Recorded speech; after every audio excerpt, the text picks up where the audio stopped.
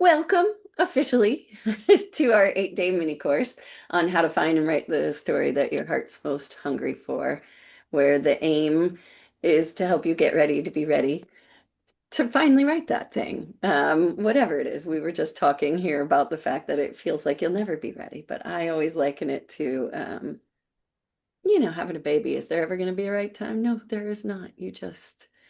No, you just shove it in and you figure it out. So yesterday, the conversation, we were on our seventh day now. Yesterday, the conversation was about the best approach to getting started. Do you outline first or you just pants it?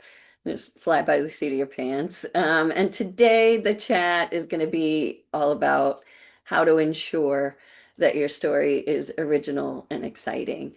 But before I do, for those that are just going to be watching this video later, I am Holly Payberg-Torroija. I am a writer, producer, and former development exec in Hollywood, who found my passion, honestly, thanks to Kelly, my partner. I found my passion for actually coaching writers. That is my favorite part.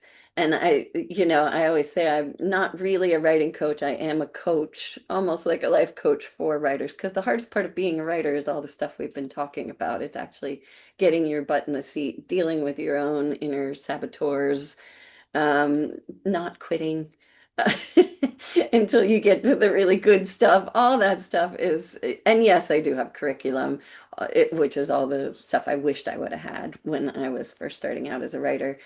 So that's what I do, and I'm partnered up with Kelly Carlin, who's been here most of the days. Kelly Carlin-McCall, who was the founder of Humans on the Verge, which is our online community that now offers all this soul courage and writing courage, and she has joined me on this side of things to help people with memoirs and solo shows because she knows a whole lot about that. She is an Emmy award-winning documentarian and published memoirist and a one-woman show. She just is a one-woman show. She's a powerhouse human. So that is us. Um, and yeah, we can just go ahead now and get on with the discussion, which is the how do you ensure that your story is original and exciting? And I added this topic to the conversation because the concerns I deal with a lot of writers, and the concerns I hear over and over and over again are the same ones in the terms of I'm just not sure, my story or me is interesting enough. Who's going to even care about what I'm writing about? Or they, have tried to write something and they've gotten feedback that there's not enough tension or there wasn't enough at stake, like, or they got horrible feedback, or they've got worries that their story is going to be too formulaic, or, just not original. And so I was like, I have to address that as part of our journey. And one of the things I'm going to say is that first one about, it's not interesting enough. Absolutely, totally, 100% ridiculous. All humans, all humans are interesting at some deep level. And the proof of it, I found one time in this really great, that I think it's CBS, like the morning show, like the Sunday morning, that show. They had a journalist that did a piece which was brilliant.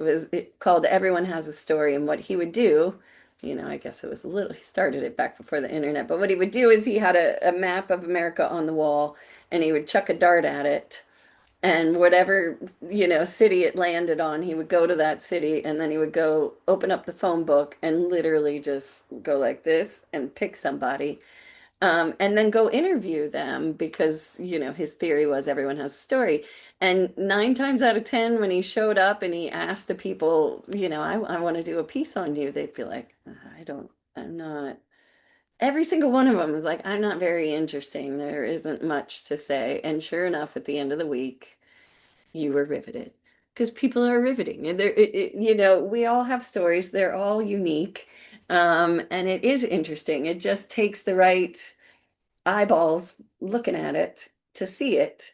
And, as a writer, you got to become those right eyeballs. You have to start looking at things differently, which we can help you with. But the other thing I was going to say is the real reasons that it comes down to, though, as far as the whole story's not exciting enough or original enough or all that stuff, is really has more less to do with the story and more to do with, again, the process. Like you haven't gone deep enough yet. You're not finished yet, is 9 times out of 10 why, like we were talking about we're going to break the story this weekend, for example, or not this weekend, but the following weekend, which helps you find the major beats of the story. And it employs a lot of the techniques writers use that are sort of formulaic in the sense of every story at its underpinning has an archetypal journey. There's always something, there's always the moment before, there's always something that happens. There's always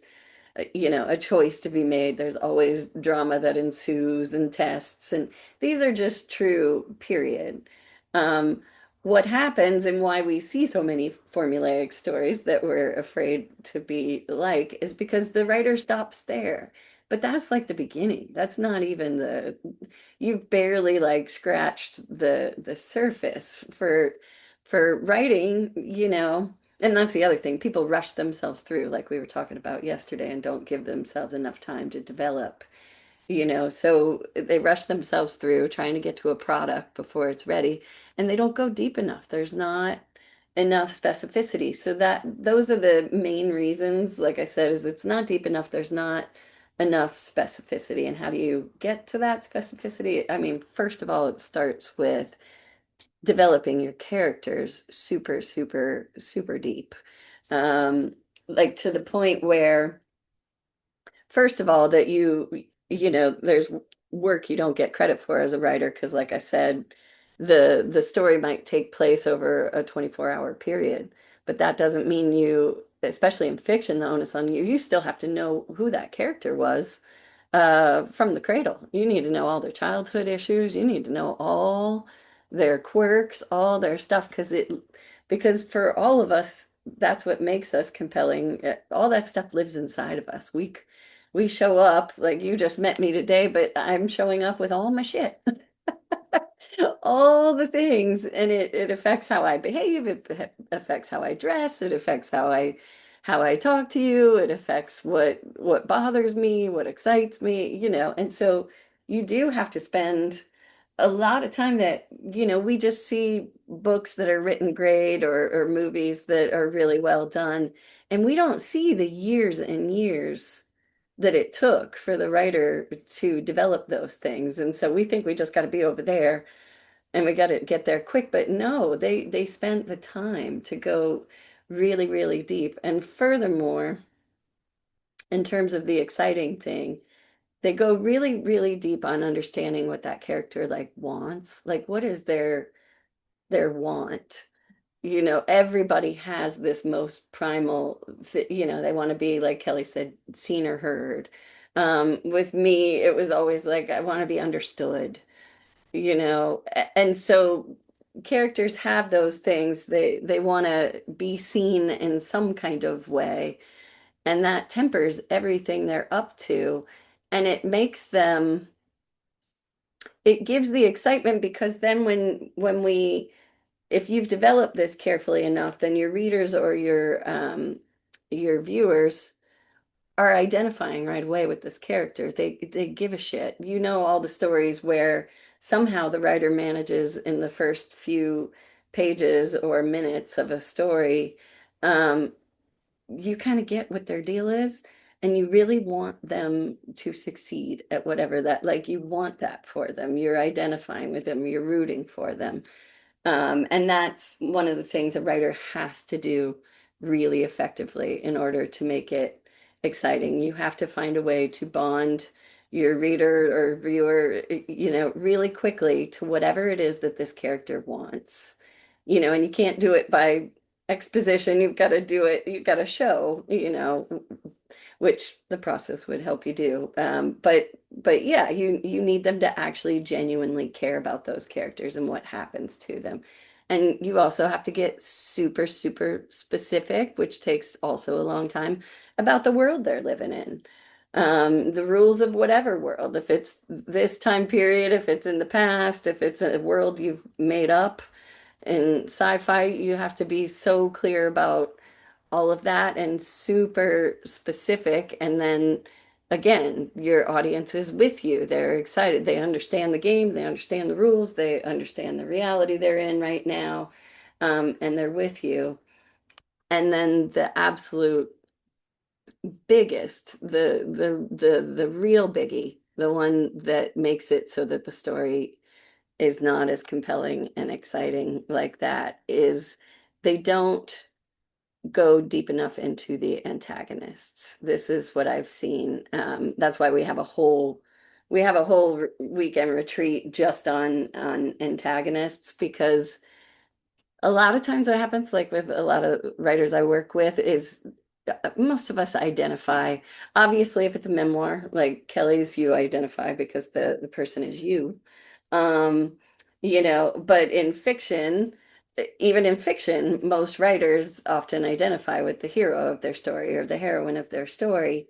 And what I find is that they're afraid to let that character have it. Like the character really needs to be up against something. Like you really need and the antagonist can be not just a villain. It also can be circumstances or a whole organization or there's so many things or time. Time is a great pressure cooker. What was that show 24 when it was 25? In that way, that was time was your antagonist as well. But that's the thing that all stories need is a really sometimes many antagonists, but definitely one really, really, really great one.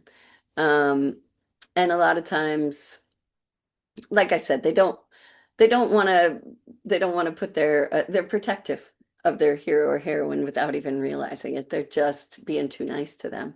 And also they're doing sometimes you're writing from the perspective of the ending, they got to the other side. Um, and you don't want to make them too stupid at the beginning. Stupid's, a word, but like clueless. It's like a lot of times in a heroine's or hero's journey, there's stuff in the blind spot at the beginning of the story. There's things they just don't know until they go through the journey and then they know it. And it's all the things that like got in their way.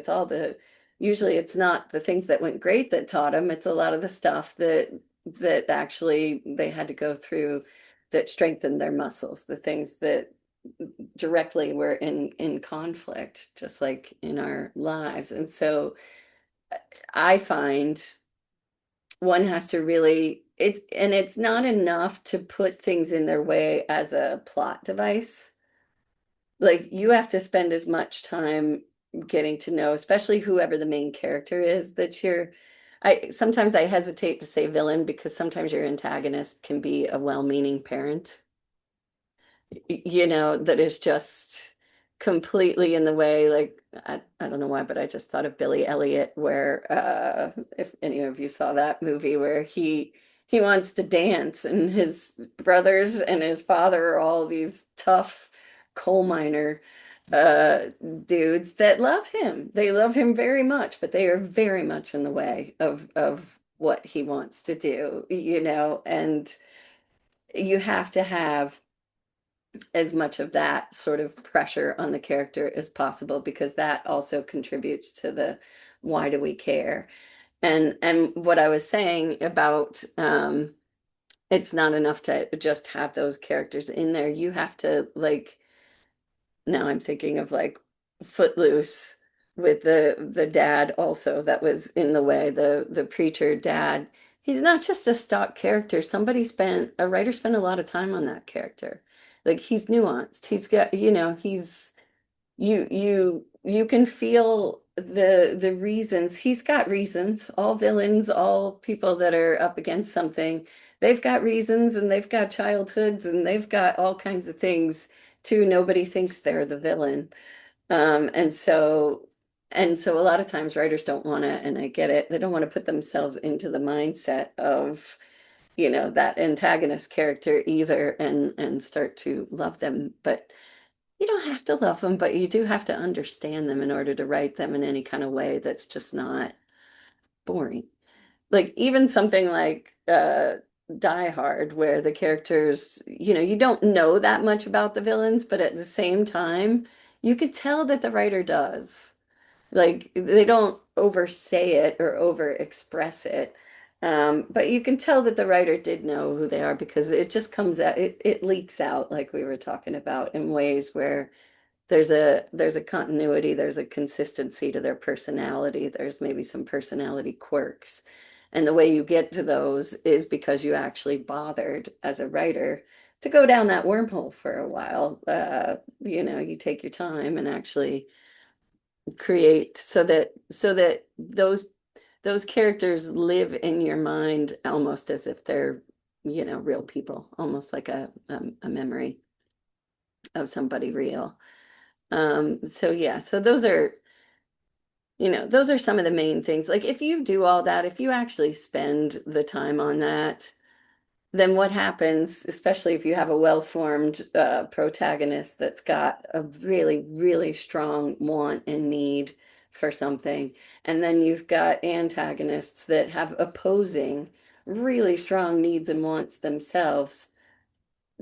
When you clash them together, it's going to be exciting. I mean, it just is. That's just, and yeah, and then you have to trust that if you're thinking it's not, you're just not done yet, or your brain is just being mean to you, because that's what the brain does.